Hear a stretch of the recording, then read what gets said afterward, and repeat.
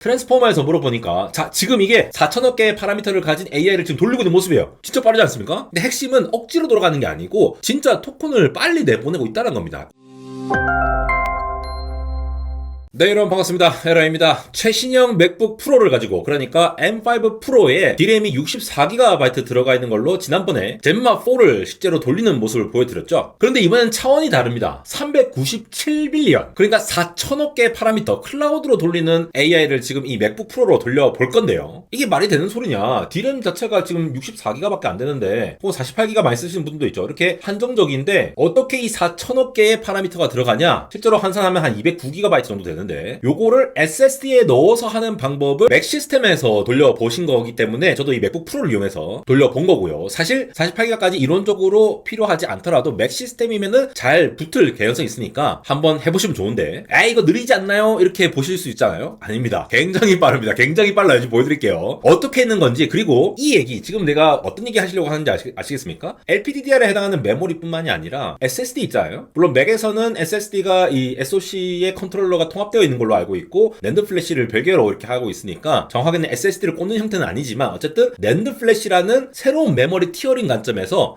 앞으로 진짜 우리나라 메모리 업체들의 D램과 HBM과 LPDDR과 그리고 GDDR, 그 밑에 SSD에 해당하는 낸드 플래시까지, 최근에 SK 하이닉스에서 HBF 같은 것도 밀고 있잖아요. 그렇게 메모리를 어떻게 티어링을 하느냐에 따라서 이렇게 4천억 개에 해당하는 AI 모델도 여기서 돌릴 수 있는 사례라는 걸 보여준 거기 때문에 이 작업 자체도 대단하지만 앞으로 이런 식으로 갈 가능성이 높다. 즉 D램뿐만 아니라 SSD, 낸드 플래시 쪽은 더 많이 필요로 할 수도 있겠다라는 관점에서 한번 살펴보도록 하겠습니다. 처음에 제가 들었을 때는 이거 뭐 어차피 뭐 SSD 올린다 하더라도 이거 속도는 엄청나게 느릴 거다 이렇게 생각을 했거든요. 근데 이 매 토큰마다 이 4천억 개의 파라미터를 전체를 다 도는 구조가 아니라 필요한 것만 SSD에서 불러오는 형태의, 그러니까 엑스퍼트들을 필요한 것만 매번 돌려가는 거죠. 그래서 제가 이제 어그로성으로 4천억 개의 파라미터가 맥북에서 돌아간다 이렇게 표현을 드렸지만, 정확하게는 여기서 특정한 모델을 사용했거든요. 코엔의 3970억 개의 파라미터를 가지는 MOE라는 특정한 아키텍처, 전문가가 매번 레이어 통과할 때마다 엑스퍼트가 4개씩 활성화되거든요. 그럼 그 레이어 통과할 때마다 4개를 불러온다는 거예요. 그 모델이 얼마나 좋은 거냐라고 물어보신다면은 바로 이 모델입니다. 코엔 3.5 397빌리언, 그리고 액티베이션이 17빌리언 되는 거죠. 제미나이 3 플래시의 바로 뒤를 따라가고 있는 모델입니다. 제가 지난주에 주말에 테스트했던 것이 젠마 4 31빌리언이잖아요. 최근에 나온 거니까 모델 규모에서 굉장히 성능이 좋은데, 그 모델보다 10배가 커요. 파라미터 10배 이상 큰 거죠. 훨씬 더 큰 거죠. 근데 젠마 4의 31빌리언은 덴스 모델이라고 해서 이 전문가들이 나눠져 있는 FFN이라고 하는 그 특정 이제 생각을 하는 부분, 그 부분에서 전문가를 나눠서 하는 부분이라기보다는 덴스하게 그냥 한꺼번에 다 돌아가는 부분이고, 그러면서 제가 지난주에도 이 젠마 모델 돌려보면서 말씀을 드렸죠. 젠마 4 31빌리언 말고 그 밑에 26빌리언짜리 MOE를 돌리면 훨씬 더 빨리 돌린다 이렇게 말씀드리는 이유가, 전체를 다 도는 게 아니라 엑스퍼트 몇 개만 활성화해서 돌리기 때문에 빠른 거예요. 자, 실제로 돌린 걸 볼 수 있겠습니다. 쭉쭉 설치를 해가지고 터미널로 서버를 시동해놓고, 저는 이제 채팅 UI를 쓰기 위해서 세팅된 대로 이제 설정을 한 다음에 트랜스포머에서 물어보니까 자 지금 이게 4천억 개의 파라미터를 가진 AI를 지금 돌리고 있는 모습이에요. 진짜 빠르지 않습니까? 초당 5개 이상 나와요. 이게 트랜스포머를 굉장히 빠르게 얘기를 하고 있고, 그리고 여러 가지 텍스트를 넣어가지고도 테스트를 해보고 여러 가지를 해보고 있습니다. 근데 이런 거 자체가 중요한 게 아니라, 여러분도 이거 맥 시스템에서 하실 수 있거든요. GitHub 들어가가지고 다운받았고 하시면 되는데, 4천억 개의 특정한 파라미터 모델에 대해서 돌릴 수 있다라는 거죠. 근데 핵심은 억지로 돌아가는 게 아니고 진짜 토큰을 빨리 내보내고 있다는 겁니다. 이게 기존 방식에서는 왜 안 되는데 이게 여기서 되느냐, 요거를 확인해 봐야겠죠. 그리고 이게 시사하는 바가 뭔지, 왜 한국 메모리 업체들이 더욱더 주목을 받을 수밖에 없는지를 봐야 되는데, 핵심은 이거예요. 지금 SSD라고 하는 이 낸드 플래시 부분, 맥북에서 SSD가 엄청나게 빨라진 거는 아니에요. SSD와 D램의 차이에 대해서 간단히 말씀드리면은, D램은 매번 이 트랜지스터 한 개와 캐패시터 하나를 붙여갖고 그 캐패시터에 전압을 넣어놓는 방식이기 때문에 전원이 꺼지면은 전압가 쭉 빠지면서 그냥 없어져 버립니다. 그리고 실질적으로 파워가 들어가 있다 하더라도 매번 리프레시를 하면서 얘가 1이면 1, 0이면 0 이거를 계속 역할을 해줘야 돼요. 그러니까 우리가 흔히 휘발성 메모리라고 부르죠. 대신 굉장히 빠릅니다. 근데 SSD는 이 플로팅 게이트 3D 낸드 구조로 이렇게 하고 있는데, 전압을 빡세게 줘가지고 이 절연막에 해당하는 이 전기가 안 통하는 부분에 전자들을 이제 밀어넣는 구조거든요. 그냥 박아 넣는 구조예요. 그런 구조다 보니까 D램에 비해서는 훨씬 느리지만 전원을 끄더라도 계속 저장을 할 수가 있거든요. 근데 SSD가 기존에는 왜 안 쓰였냐? 얘가 아무리 빨라봐야 D램보다 훨씬 느려요. 용량은 엄청나게 많죠. 우리 흔히 스마트폰에서 보면은 6기가, 8기가, 12기가 이렇게 기가 단위 몇 기가 아니면 10몇 기가 단위로 되는 거는 D램이라고 보시면 되고, 그 다음에 256기가, 1TB 막 이렇게 용량 커지게 돼 있는 것들이 우리 흔히 이제 사진도 저장하고 동영상도 저장하는 SSD라고 보시면 되는데 UFS죠. 스마트폰 같은 경우에는. 용량은 근데 느리다라는 거예요. 근데 빨리빨리 AI는 매 토큰 생성할 때마다 전체 모델을 돌리거나 오토 리그레시브라고 하더라도 계속 뭔가 다음 것들의 컨텍스트를 읽어와야 되는 부분인데 얘 자체가 빨리빨리 못 내보내주니까 얘를 못 쓰고 있었다는 거죠. 근데 최근에 어떻습니까? 엔비디아에서도 블루필드 4 같은 DPU를 채용을 하면서 스토리지 시스템을 구축한다라거나 앞으로 계속 SSD 쪽을 뭔가 확장을 하는 흐름이 나오죠. 그러니까 가중치, 이 웨이트라고 하는 그 파라미터 있잖아요. 파라미터를 얼마나 빨리 공급하냐의 문제에서 SSD가 뒤쳐졌는데 지금 모델이 시시각각으로 바뀌고 있는 상황에서 어떤 특정 부분들은 SSD가 커버해줘도 되겠다. 혹은 방금 제가 모델을 말씀드렸지만 그리고 엔비디아에서는 그 SSD를 활용하는 거에 모델을 쓰는 게 아니에요. 사실은 이 부분을 케이블 캐시에 이제 콜드한 부분들, 자주 안 쓰는 부분들 좀 저장한 용도로 보이지만 여기서 나오는 논문의 플래시 MOE라는 방식은 모델에 대한 겁니다. 케이블 캐시가 아니라 모델을 SSD에 넣어놓고 필요한 모델들만 가져와서 쓰겠다는 개념이에요. 자, 이게 가만히 생각해보면은 일반적인 예를 들어 4,000억 개의 파라미터의 대형 LLM이 있다고 쳐요. 초대형 LLM이 있다고 보면은 매 토큰마다 실제로 우리가 레이어로 이렇게 구성이 되어 있거든요. 레이어 각각이 있을 때마다 어텐션 했다가 FF에 돌았다 그런 구조를 계속 반복하면서 돌아가요. 그러면 그 결과로 또 보내주고 또 보내주고 또 보내주고 이렇게 하면서 만들어내는 건데 그때 필요한 그 가중치들을 계속 읽어내야 되거든요. 그래서 요즘 AI 시대에 이 컴퓨팅 자체에 대해서 CPU가 중요하다, GPU 이 컴퓨팅이 중요하다 이런 얘기가 한 게 아니라 메모리가 얼마나 빨리 내보내줄 수 있느냐, 요게 더 핵심이라는 거예요. 지금. 근데 아까 말씀드렸다시피 D램은 빠른데 SSD는 느리니까 SSD를 못 썼죠. SSD에 모델을 넣어놓고 쓸 수가 없다라는 거예요. 왜냐면 이걸 계속 레이어마다 불러 올라가면 하면 힘든데 MOE라고 했잖아요. 플래시 MOE라고 했어요. MOE 같은 경우에는 물론 어텐션 하는 부분들은 전부 다 이렇게 참조를 해서 계산해야 되지만 실제로 다 어텐션 관계성을 파악을 한 다음에 생각을 하는 FFN이라고 하는 피드포워드 네트워크라는 이제 옛날에 이제 그 뉴럴 네트워크 부분이죠. 실제 그 부분에 대해서는 일부 엑스퍼트들만 활성화되기 때문에 얘네들만 좀 가져와서 바로 처리해야겠다. 이런 개념을 생각을 할 수 있었다는 거죠. 사실 이 비슷한 개념을 2년 전에 애플이 이미 얘기를 했습니다. 뭐 요즘도 그렇지만 뭐 애플은 AI 뒤쳐졌네 이런 댓글들이 굉장히 많이 달렸거든요. 개인적으로는 애플이 에코시스템과 이 엣지 디바이스를 주축으로 하기 때문에 다른 클라우드 중심의 AI 업체들과 경쟁을 해서 AI 모델을 만들어내야 된다고는 개인적으로 생각하지 않습니다. 왜냐하면 삼성이 AI를 만듭니까? 안 그렇잖아요. 갤럭시 휴대폰에 물론 뭐 갤럭시 AI라고 해서 자체적으로 만든 것도 있지만 결국은 제미나이 모델을 융합을 했죠. 근데 유난히 이제 애플이 그랬던 거는 아무래도 이제 그 기술 변화에 대해서 빠르게 채용을 못했던 부분들이 비판을 받았던 거죠. 근데도 이 시기에 2년 전에 이런 얘기가 있었어요. Element in Flash. 이때도 사실 핫했던 건데 요거는 어떤 거냐? GPU가 있는데 플래시 메모리에서 모델들을 진짜 가져오겠다라는 이 컨셉을 제안을 했던 거예요. 이렇게 해보니까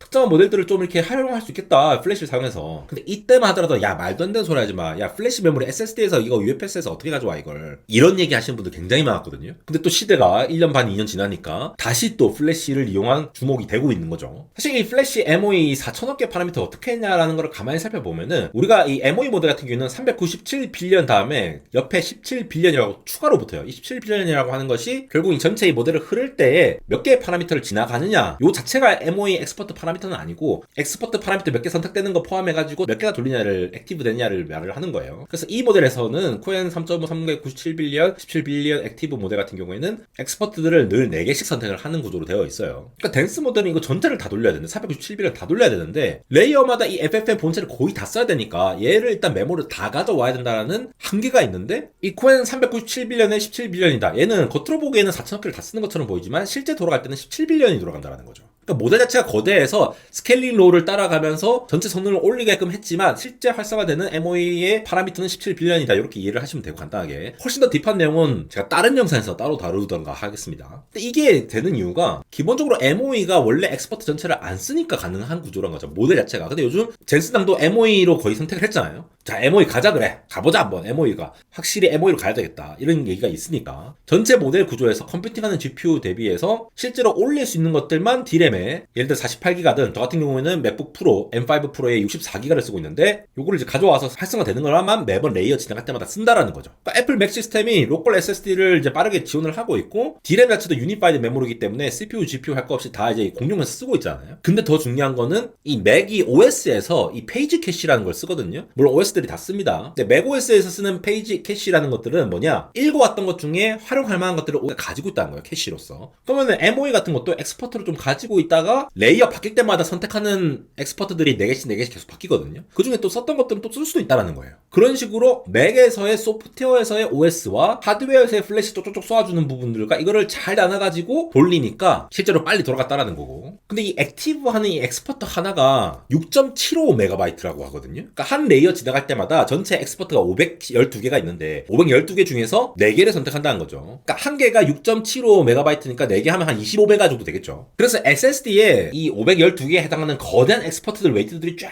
저장되어 있는 거예요. 그게 209기가 용량 저장되어 있는 거고, 거기서 이제 레이어 지나갈 때마다 필요한 것들을 25메가씩 가져와서 돌린다. 플러스 최근에 읽은 것들도 좀 이렇게 들어가 있겠죠, 요 안에. 그래서 왔다 갔다 하는 것들이 많다는 거예요. 스토리지랑 D램 사이에 왔다 갔다 하는 요게 20몇 메가가 계속 IO가 반복돼서 왔다 갔다 한다고 보시면 되겠죠. 그래서 기존에 이 397빌리언에 해당하는 4,000억 개의 파라미터를 64GB 어떻게 뭐 줄여서 넣었다 이런 개념이 아니라 다 SSD에 넣어놓은 다음에 필요한 것들만 가져온다. 이렇게 이해를 하시면 되겠죠. 실제로 토큰이 들어가면은 어텐션을 토대로 해가지고 지금 있는 이 토큰들끼리의 관계성을 파악을 한 다음에 MOE니까 이제 라우터에 해당하는, 그러니까 MOE 엑스퍼트들을 선택을 하기 위해서 이 하네스처럼 이렇게 라우팅이 되어 있거든요. 요런 애들이 이제 라우팅돼서 들어가면은 요 SSD에 들어가 보니까 4개, 요 4개를 선택하면 되겠네 해서 이거를 선택해서 SSD에 보내줘서 GPU로 컴퓨팅하게 만드는 거죠. 특히나 이 라우트 같은 경우에도 이 라우트가 그냥 선으로 연결된다라고 잘못 이해하시는 분들이 있는데 여기에 다 파라미터들이 있거든요. 요것도 사실 뉴럴 네트워크예요. 그래서 얘들이 지나가면서 어떤 엑스퍼트 4개가 활성화 되겠네라는 걸 알게 되니까, 왜냐면은 점수를 매긴 다음에 제일 큰 거 4개, K 4개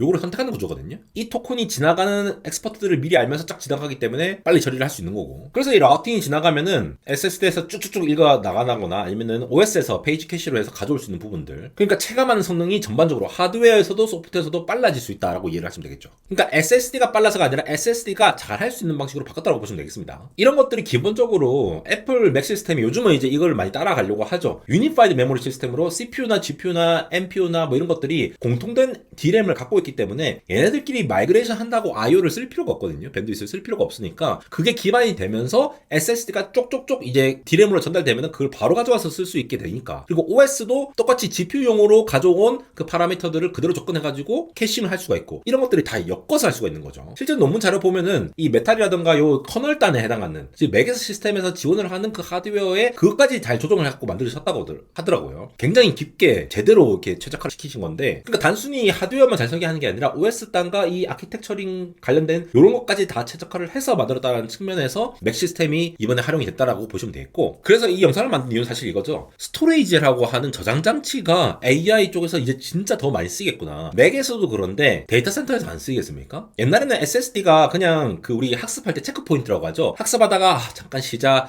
다 모아가지고 다 저장해 놓자, 중간까지 한 결과 다 모아봐 하고 저장을 해놓는 그런 용도로만 SSD가 썼는데, 이제는 아예 웨이트를 공급을 하는 형식으로 지금처럼 맥북 오늘 보여드린 것처럼 그렇게 해도 되고, 이미 엔비디아가 루빈 플랫폼에서 도입을 했다시피 KV 캐시를 잠깐 저장을 하는 용도로도 확장을 해 나갑니다. 느려도 용량이 많으니까 훨씬 더 늘어나는 이 용량을 커버를 하기 위해서, 그리고 실제로 AI를 돌릴 때 특정 워크로드들을 나눌 수 있는 이런 MOE 아키텍처 같은 것들이 더욱더 주목을 받으니까 이런 식으로 할 수 있다라는 거. 그러니까 이제 이 SSD라고 하는 스토리지가 이 전체 AI 인퍼런스 시스템의 하나의 일부가 됐다라는 거죠. 가장 중요한 역할로서 할 수 있다라는 거죠. 물론 제가 지난번 젠마4에 26빌리언 MOE를 돌린다 하더라도 지금 MOE 아키텍처라고 하는 거는 이제 모델을 잘 모르시는 분들은 뭔가 다 쪼개져 있나 보다 이렇게 생각을 하실 수도 있지만, MOE가 엑스포트로 나눠졌다라고 하는 부분은 트랜스포머에서 생각을 하는 부분이 나왔다는 거거든요. 흔히 FFN이라고 아까 말씀드린 피드포드 네트워크라고 하는 뉴럴 네트워크 쪽을 쪼개가지고 라우팅 한 다음에 매번 액티베이션 되는 게 어떤 걸 할 거냐 이렇게 해서 계산량을 줄인 건데, 그거 전에 어텐션이라고 하는 부분들이 여전히 남아있어요. 전체를 다 해야 되거든요. 그러니까 한꺼번에 텍스트를 많이 담게 되면 시간이 오래 걸릴 수밖에 없어요. 젠마4도 26빌리언짜리 돌렸는데 제가 한 토큰을 150K 이렇게 막 엄청나게 많이 넣으니까 한 10분에서 이상 걸렸거든요. 그러니까 이런 것들은 이제 빨리 안 될 수가 있는 거죠. 그래서 프리필이라고 하는 단계는 이 처음에 이제 해석을 하는, 이해를 하는 이 방식에서 어텐션들 시간이 많이 걸리기 때문에 이 프리필이라고 하는 단계에 지금 루빈 플랫폼 엔비디아에서는 루빈 CPX라는 거를 넣겠다 이런 얘기를 하고, 디코드의 일부 부분을 LPX 그로크에 LP를 넣는다 뭐 이런 얘기를 쪼개서 나간다는 거죠. 결국 메모리 티어링이라는 겁니다. 사실 이 맥북에서 이렇게 돌렸다라는 것 자체 이 연구 결과 하나만 보고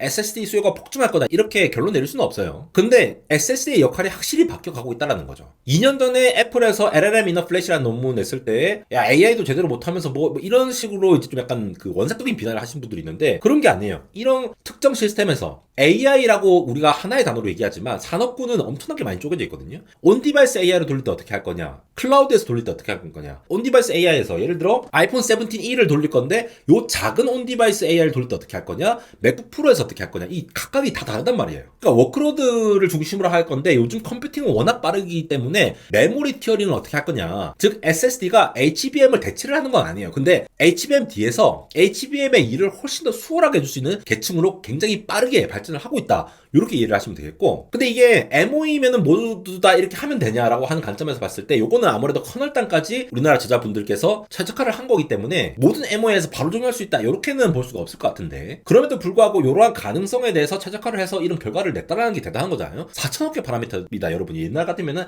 아예 상상을 못했던 부분이에요. 그래서 앞으로도 이 AI 반도체 관련해서 메모리에 어떤 부분들을 쓰냐, 지금 HBM, DRAM, SSD 다 쇼티지죠. 그러니까 뭐 하닉스는 올해 성과 내고 나면은 지원이 한 명당 12억을 받는다라는, 성과급만 12억을 받는데요. 이거는 스타트업 아닙니까? 스타트업이 한 사람도 엑시트를 해야 12억을 받을 것 같은데, 삼성 같은 경우에는 아직 그 성과급 협상이 안 돼가지고 성과급 제한을 안 풀었어요. 현재로서는 그만큼 못 받는다라고 얘기 나오지만 하이닉스는 돈도 많이 벌었지만 애초에 영업이익을 직원들한테 나누겠다라고 아예 공표를 하고 왔기 때문에 이걸 하고 있죠. 그래서 결국은 맥북에서 4,000억 개 파라미터를 돌았다라는 것이 정확하게 이해를 할 때는 AI 모델이 커지면서 분화되어 가건 MOE 아키텍처라는 게 생겼고, 그 MOE 아키텍처의 특정, 쿠엔에서 사용하는 MOE도 계속 이제 바뀌어왔거든요. 업체마다 MOE라고 해서 쓰는 방법이 다 다릅니다. 딥시크는 또 뭐 쉐어드 엑스퍼트를 썼고 뭐 온갖 얘기들이 많은데, 엑스퍼트 크기도 크게 한 것도 있고 작게 한 것도 있고 많은데, 결국은 돌아서 메모리들을 계층화해서 얘네들은 용량이 작지만 빨리 보낼 수 있는 거, 용량이 조금 더 커졌지만 좀 느린 거, 더 많이 느리지만 용량은 엄청 큰 거, 이렇게 나눠서 어떻게 최적화를 하느냐. 옛날에 짐 켈러가 CPU를 설계할 때 아키텍처리는 어떤 식으로 하느냐에 대해서 고민했다시피 결국은 메모리와 컴퓨팅을 어떻게 설계하느냐의 싸움으로 번져갈 것 같다라는 관점에서 이해를 해주시면 되겠습니다. 안대공학 인스타그램 언리얼텍.에러에서도 많은 소식 전달드리고 있으니까 관심 가져주시고 많이 팔로우 해주시면 감사하겠습니다. 지금까지 에러였습니다.